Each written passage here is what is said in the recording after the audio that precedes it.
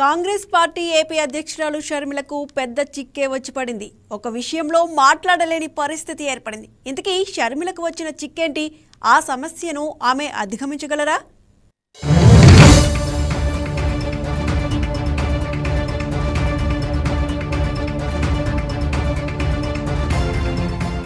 YS Rajasekhara రెడ్డిని రెండోసారి అధికారంలోకి తీసుకువచ్చేలా చేసిన కీలకమైన పథకం ఆరోగ్యశ్రీ.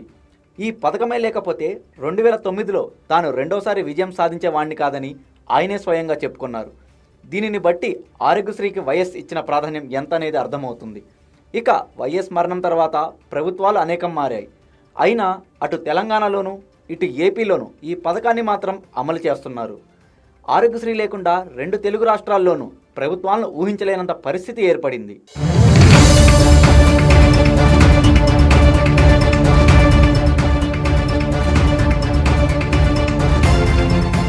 ప్రస్తుతం 2 తెలుగు రాష్ట్రాల్లో కూడా ఆరోగ్యశ్రీని అటకెక్కిస్తున్నారన్న చర్చ నడుస్తోంది. ఏపీలో అంటే ఎన్డీఏ ప్రభుత్వం ఉంది కాబట్టి ఆ ప్రభుత్వ నిర్ణయాల ప్రకారం, ఆ సర్కారు విధానాల ప్రకారం నిర్ణయాలు తీసుకుంటారు.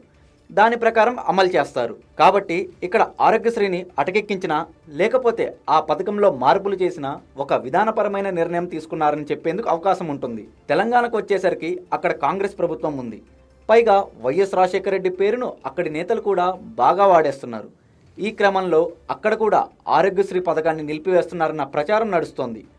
కేంద్ర ప్రభుత్వం తీసుకొచ్చిన ఆయుష్మాన్ భారత్ పథకంలో 25 లక్షల రూపాయల వరకు పేదలకు లబ్ధి చేకూర్చేలా బీమాను ఏర్పాటు చేశారు.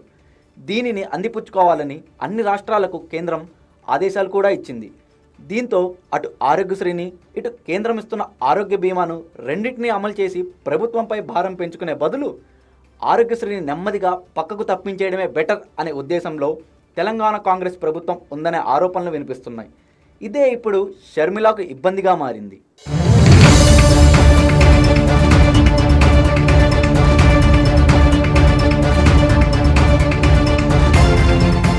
ఇక ఏపీలో ఇప్పటికే ఆరోగ్యశ్రీని దాదాపు తగ్గించాలనే ప్రయత్నంలో ఉన్నారని చెబుతున్నారు. పేదలకు 2.5 లక్షల ఆరోగ్య బీమా ప్రాథమికంగా కల్పిస్తున్నారు. అదే ఆయుష్మాన్ భారత్ అయితే 25 లక్షల రూపాయల వరకు ఆరోగ్య బీమా కలుగుతుందని ప్రచారం చేస్తున్నారు. ఇన్ని జరుగుతుంటే షర్మిల ఇప్పటి వరకు ఆరోగ్యశ్రీపై నోరు మెదపలేని పరిస్థితి ఏర్పడింది. నిజానికి ఏపీ సంగతి ఎలా ఉన్నా తెలంగాణలో కూడా ఆరోగ్యశ్రీని పక్కన పెడుతున్నారని, ఆసుపత్రులకు 3,000 కోట్ల రూపాయల బకాయిలను ఇప్పటి వరకు చెల్లించలేదని పెద్ద ఎత్తున నిరసన వ్యక్తం అవుతున్నప్పటికీ షర్మిల ఇంతవరకు నోరు మెదపలేదు. ఆమె నోరు విప్పి మాట్లాడితే సొంత ప్రభుత్వం మీదే దాడి చేస్తున్నారన్న వాదన బలపడే అవకాశం ఉంది. పోనీ ఏపీకి వచ్చి ఏపీలో అయినా మాట్లాడాలని అనుకుంటే గత వైసీపీ హయాంలోనే 2,000 కోట్ల రూపాయల పైగా బకాయి పెట్టారని అప్పుడు ప్రశ్నించిన షర్మిల ఇప్పుడెందుకు ప్రశ్నిస్తున్నారనే పాయింట్ వస్తుంది. పైగా ఏపీలో నూతన విధానాన్ని అమలు చేస్తున్నారు. దీంతో అటు ఏపీ విషయాన్ని ఇటు తెలంగాణ విషయాన్ని కూడా షర్మిల చర్చించలేని పరిస్థితి, ప్రశ్నించలేని పరిస్థితి.